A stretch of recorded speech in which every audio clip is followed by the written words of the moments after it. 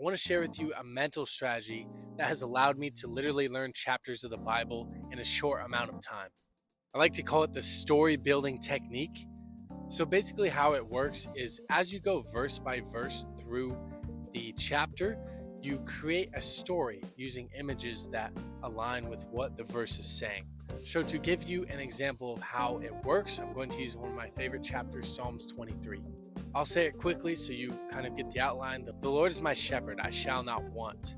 He maketh me to lie down in green pastures. He leadeth me beside still waters. He restores my soul. He leadeth me in the paths of righteousness for his name's sake. Yea, though I walk through the valley of the shadow of death, I will fear no evil, for thou art with me. Thy rod and thy staff, they comfort me. Thou preparest a table before me in the presence of mine enemies. Thou anointest my head with oil, my cup runneth over. Surely goodness and mercy shall follow me all the days of my life, and I will dwell in the house of the Lord forever. So I wasn't using a teleprompter or a script.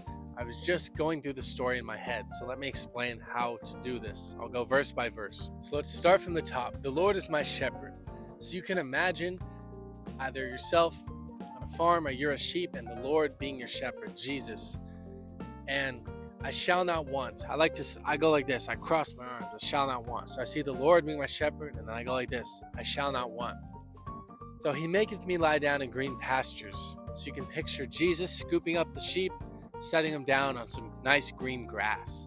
And then he leadeth me beside still waters. So you get up from that grass and you walk along the riverbank, Jesus holding your hand, leading you beside the still waters. When you get to the end of that bank, he restores my soul. So I like to picture him putting his hands around my stomach as somewhat of a representation of restoring the soul. Then he leadeth me in the paths of righteousness for his name's sake. So I like to see two paths open, one that has a sign over it that says righteousness, and then on the ground another sign that says Jesus. So the path of righteousness for his name's sake, Jesus. And I walk through that tunnel. I come to a huge canyon-looking formation. And the next line is, yea, though I walk through the valley of the shadow of death. So in the canyon, on the top of the mountain, there's the words death written. And the sun is creating a shadow that says death. So I walk through the valley of the shadow of death. At the end of it is a huge sign that says evil. I will fear no evil. Go like this again. I'll fear no evil, for thou art with me. So after I see that sign, I see Jesus behind me, putting his hands on me. Thy rod and the staff, they comfort me. So he sets the rod and the staff on my shoulders. Next line is, thou preparest a table before me in the presence of mine enemies. So you turn around and Jesus has set a table before you.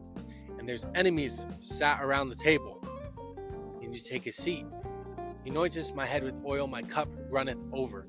So as you sit down at the table, he rubs some oil on your head and then he fills up your cup of water until it starts overflowing. The next line, surely goodness and mercy shall follow me all the days of my life. So I see the actual words in like 3D, goodness and mercy start coming out and chasing me. And I run to the side and I have a book in my hand that says days. And I flip through it to represent the days of my life. So I see goodness and mercy shall follow me all the days of my life.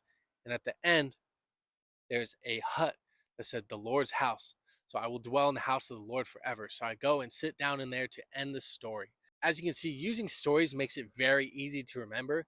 I bet even just listening to this, you could probably go through it and have most of the chapter memorized. Once you start putting this into motion, you can have a huge arsenal of Bible scriptures that you can go back to without having to rehearse every day, because you can just think of these stories and follow along.